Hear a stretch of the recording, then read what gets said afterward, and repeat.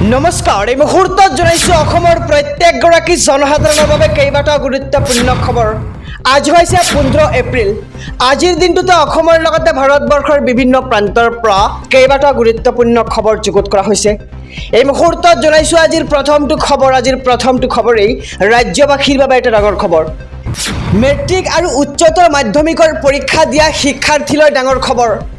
প্ৰতিগৰাকী শিক্ষাৰ্থীলৈ জিলা প্ৰশাসনৰ তৰফৰ পৰা জনোৱা হৈছে আহ্বান।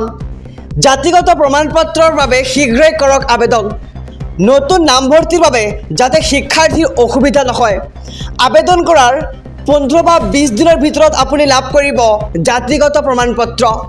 শিৱসাগৰ জিলা প্ৰশাসনে শিক্ষাৰ্থীসকলক জনাইছে এই আহ্বান। আৰু বিহুৰ পিছতে ঘোষণা কৰা হ'ব মেট্ৰিক আৰু উচ্চতৰ মাধ্যমিকৰ ফলাফল। আৰু এইবাৰ প্ৰতিগৰাকী ছাত্ৰীয়ে নামভৰ্তিৰ বাবে লাভ কৰিব ধন। মেট্ৰিক উত্তীৰ্ণ ছাত্ৰীয়ে লাভ কৰিব 10,000 টকা। তাৰ লগতে উচ্চতৰ মাধ্যমিক উত্তীৰ্ণ ছাত্ৰীয়ে লাভ কৰিব 12,500 টকা। লগতে স্নাতক উত্তীৰ্ণ ছাত্ৰীয়ে লাভ কৰিব 25,000 টকা। আৰু শীঘ্ৰেই শিক্ষাৰ্থীসকলে আবেদন কৰক জাতিগত প্ৰমাণপত্ৰৰ বাবে। মেট্ৰিক আৰু উচ্চতৰ মাধ্যমিকৰ পৰীক্ষা দিয়া শিক্ষাৰ্থীলৈ ডাঙৰ খবৰ আহিছে। বহাগ বিহুৰ পূৰ্বে ৰাজ্যৰ লাখ লাখ চৰকাৰী কৰ্মচাৰীলৈ ডাঙৰ খবৰ। পেঞ্চনাৰসকলৰ বাবেও ভাল খবৰ দিলে এইবাৰ চৰকাৰে। চৰকাৰী কৰ্মচাৰীৰ মৰগীয়া ভাত্তা বৃদ্ধি কৰিলে 4%। এই ভাত্তা বৃদ্ধিৰ লগে লগে উপকৃত হ'ব পেঞ্চনাৰসকল। আৰু 4 লাখ ৰাজ্যিক কৰ্মচাৰী আৰু 3.5 লাখ পেঞ্চনাৰ উপকৃত হ'ব। আৰু এই বৃদ্ধিৰ সৈতে কৰ্মচাৰীসকলৰ মৰগীয়া ভাত্তা বৃদ্ধি হ'ল 50%। আৰু বহাগ বিহুৰ পূৰ্বে ৰাজ্যৰ লাখ লাখ কৰ্মচাৰীলৈ ডাঙৰ খবৰ। আমি খবৰটো জনাইছোঁ যে পেঞ্চনাৰসকলৰ বাবেও ভাল খবৰ দিলে এইবাৰ কেন্দ্ৰীয় চৰকাৰে। চৰকাৰী কৰ্মচাৰীৰ মৰগীয়া ভাত্তা বৃদ্ধি কৰিলে 4%। আৰু এই ভাত্তা বৃদ্ধিৰ লগে লগে উপকৃত হ'ব ৰাজ্যৰ লাখ লাখ পেঞ্চনাৰসকল।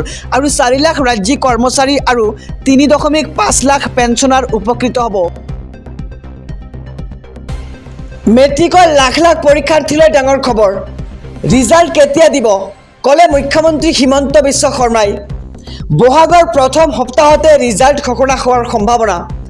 মেট্ৰিকৰ ৰিজাল্ট দিবৰ বাবে সাজু হৈছে পৰীক্ষা বৰ্ড। মুখ্যমন্ত্ৰী হিমন্ত বিশ্ব শৰ্মাই দিলে ইয়াৰ ইংগিত। আৰু 6 বা 7 বহাগত ঘোষণা কৰা হ'ব 2024 বৰ্ষৰ মেট্ৰিক পৰীক্ষাৰ ৰিজাল্ট। আৰু মেট্ৰিকৰ ৰিজাল্টক লৈ মুখ্যমন্ত্ৰী হিমন্ত বিশ্ব শৰ্মাৰ এক ইংগিত।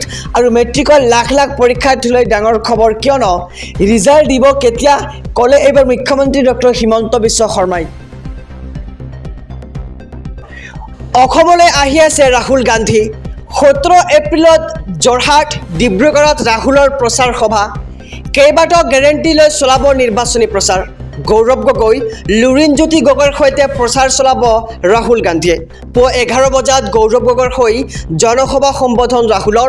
আৰু দুপৰীয়া 1 বজাত লুৰিণজ্যোতি গগৈৰ হৈ প্ৰচাৰ চলাব ৰাহুল গান্ধীয়ে।